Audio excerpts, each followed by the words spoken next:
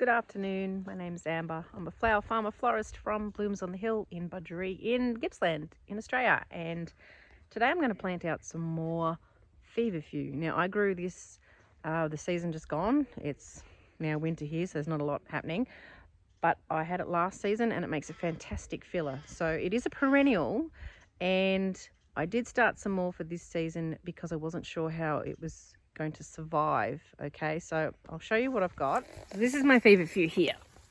It's lovely fluffy stuff, and I put it in this just little strip of bed here because it was a perennial, and this is what the flower looks like. So this is a tetra variety, which is a little bit more ruffled.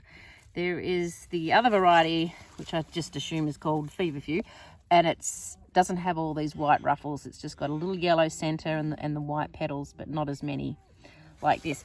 It's a fantastic filler, and I was absolutely positive I was going to grow it again for this season, but I wasn't sure what this was going to do, how well it was going to survive. It does need a bit of a deadhead, but it's come back nice and bushy, so I can only assume that it's going to keep blooming really well for me this coming season.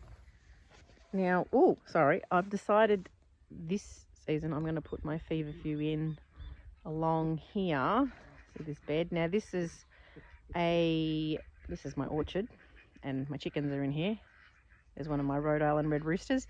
He's hanging around because I was digging here and then I found a caterpillar and I threw it to him. So I've just come over here again and he's come dashing over to see if I've got any more caterpillars.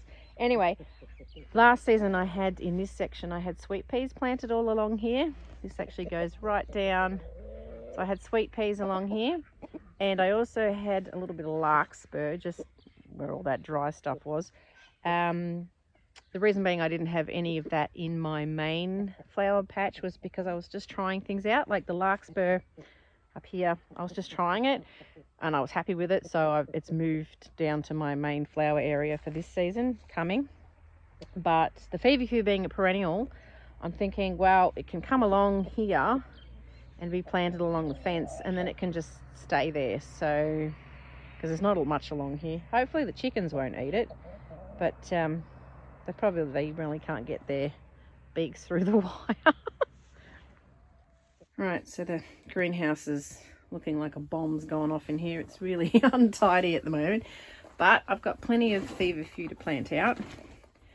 It's really easy to germinate, nothing tricky about it at all. It's not one of these things that, needs light or darkness, or it's pretty straightforward, and you get a pretty good germination rate with it as well. So this all can just go out. Yeah, nice and simple. Okie dokie, so I'm just gonna start planting these little seedlings. What I use to dig with, hurry knife, really handy, also good for weeding with, and then I use my spoon to get the little plants out of the trays. Easiest tool. I don't use this in the house now that it's out in the garden. So the Feverfew, as I was saying, it's a perennial. It's actually like a short-lived perennial, so planting a little bit each year is probably not a bad idea if you want to keep it going. It gets to be about 50 to 60 centimeters high, so it'd be nice in the front of a garden bed. You plant them out about 30 centimeters apart. What else? Oh, they don't mind full sun, or a little bit of light shade's okay too. So I'm putting them actually where they are going to get full sun. My house is just sort of this side and will block any late afternoon, like really late afternoon sun. But yeah, they're going to be fine here. What else about them now? Oh yes, so Feverfew is also a healing herb, and it's traditionally used for things like migraines and headaches and toothaches. But before you go using it, you look up any information about it and find out. And there's, everything has side effects and things that, it's not good for. I think if you're on blood thinners, it said something about you shouldn't be taking anything like with Feverfew. So worth looking up anything. These chickens are hanging around now. I think I'm going to give them something. Anyway, I'm going to put these in the ground. No, I don't have any more. I don't have any more caterpillars.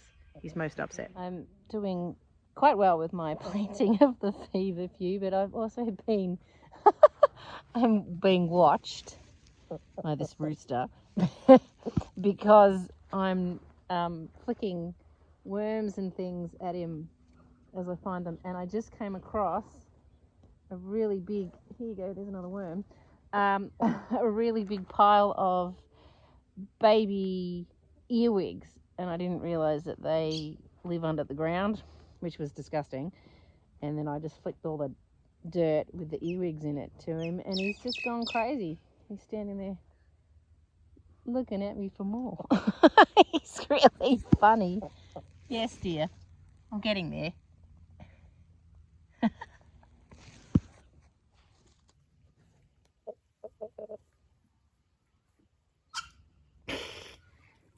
Okay, so I've got all those in. Yes, rooster, I finished. So I've just used up just a space that otherwise would have been just full of weeds, really. So we've just got a bit of a lawn here, and really, yeah, just using up a wasted space. So that should look really pretty come spring and summer. So a bit of a garden update. Bizarrely, I've got stock that are flowering, but I've done all this weeding. So this was full of grass, so that's all been weeded. That's nice. And I'm slowly getting around all these other garden beds, so that's good. The other thing I did yesterday was cut out all this blackberry. Previous videos I said I was going to do it. So the blackberry, well, there was actually a raspberry growing along this piece of fence, and then it got completely covered with blackberries, which is weed here, so it's no good. So I've cut all this back, and it was on both sides of this little fence thing, and it took up all that space right down to where the compost pile is, and then came right out here. And there's actually roses along here, which I'll have to mow next to. But this is a really huge space. So what we're going to do is I'm going to get my husband to take this fence out for me, and I'm going to put garden beds running this way, all the way down here. And hopefully, if I can get some timber, I'd build some raised beds, which would really be good. So lots and lots more garden space for vegetables and more flowers and herbs, and so that would be great. So I'm just going to water in my Feverfew that I've just planted. This is my little piece of Feverfew that survived. So yeah, just give them a bit of a liquid seaweed feed, just because they've just come out of their little cells, and just to help them along with any transplant shock that they might have. But it's pretty hardy.